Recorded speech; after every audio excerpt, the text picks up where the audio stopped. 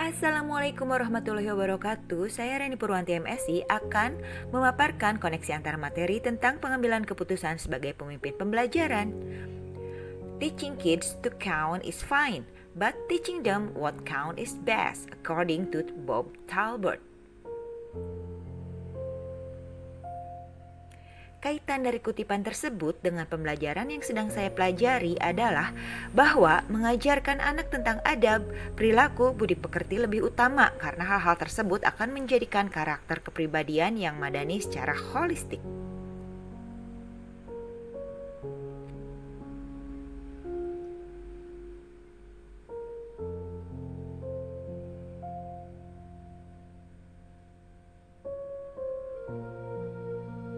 Prinsip yang dianut dalam pengambilan suatu keputusan yang berkolerasi dengan nilai-nilai: 1. Melakukan demi kebaikan orang lain atau orang banyak.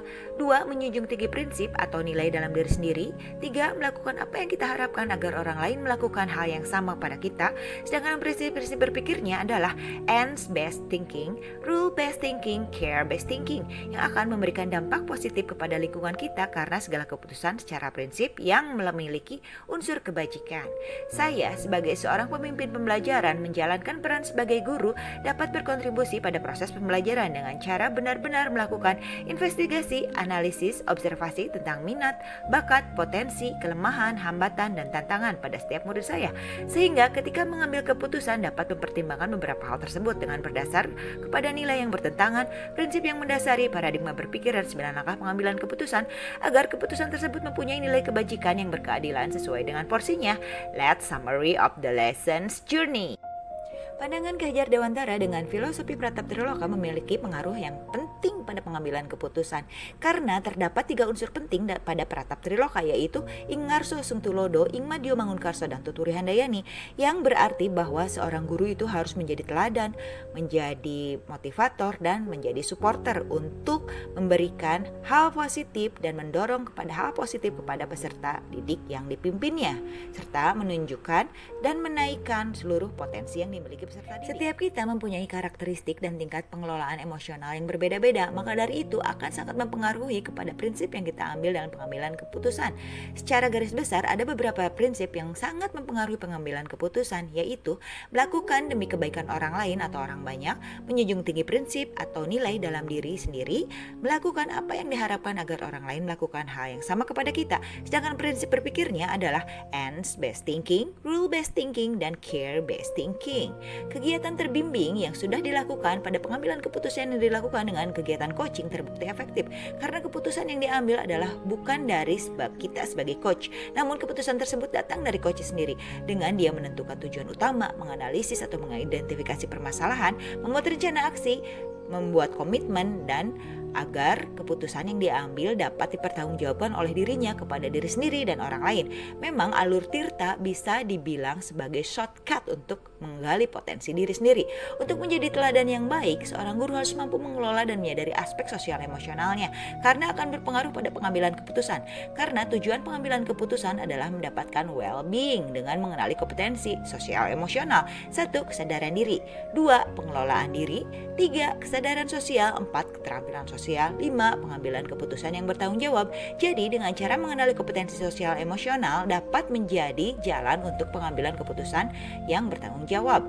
Studi kasus yang fokus pada masalah moral atau etika bergantung pada sudut pandang dan nilai-nilai kebajikan pada setiap pendidik. Karena satu dan yang lain pasti berbeda, baik tingkatan keempatian atau kesadaran hukumnya. Jadi setiap kasus akan mendapatkan penanganan yang berbeda serta keputusan yang berbeda dari setiap orang, sesuai dengan dan dari mana point of view-nya. Pengambilan keputusan sejatinya harus memiliki rasa keadilan dan berkeadaban karena akan berdampak pada terciptanya lingkungan yang positif, kondusif, aman, dan nyaman. Adapun langkah yang dilalui untuk mencapai suatu keputusan yang berkeadilan adalah 1. Mengenali nilai yang bertentangan. 2. Menentukan siapa yang terlibat. 3. Kumpulan fakta. 4. Pengujian benar atau salah. 5. Pengujian benar lawan benar. 6. Melakukan resolusi. 7. Investigasi trilema. 8. Membuat keputusan. 9. Melihat lagi keputusan dan merefleksikannya.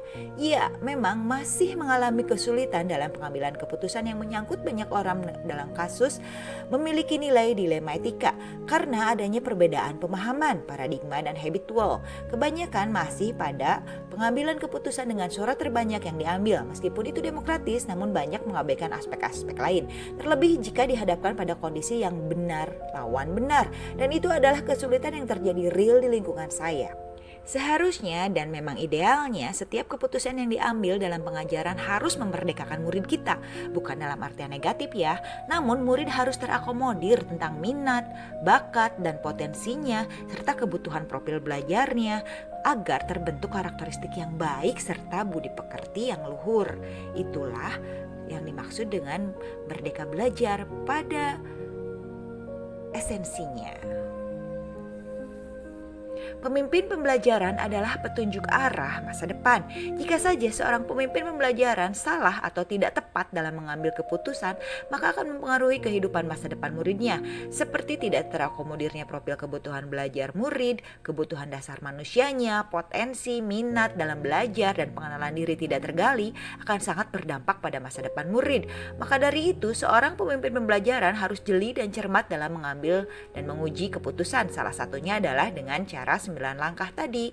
Kesimpulannya adalah dalam pandangan Ki Hajar Dewantara dijelaskan bahwa guru adalah sebagai among, sebagai penuntun bagi muridnya dengan segala kekuatan kodrat yang dimilikinya guna mencapai keselamatan dan kebahagiaan yang setinggi-tingginya. Penuntun dalam hal ini dapat diartikan sebagai pemimpin pembelajaran. Sebagai seorang pemimpin pembelajaran, seorang guru harus memiliki nilai-nilai kemandirian, reflektif, kolaboratif, dan berpihak pada murid dalam menjalankan tugas pokok dan fungsinya. Terima kasih.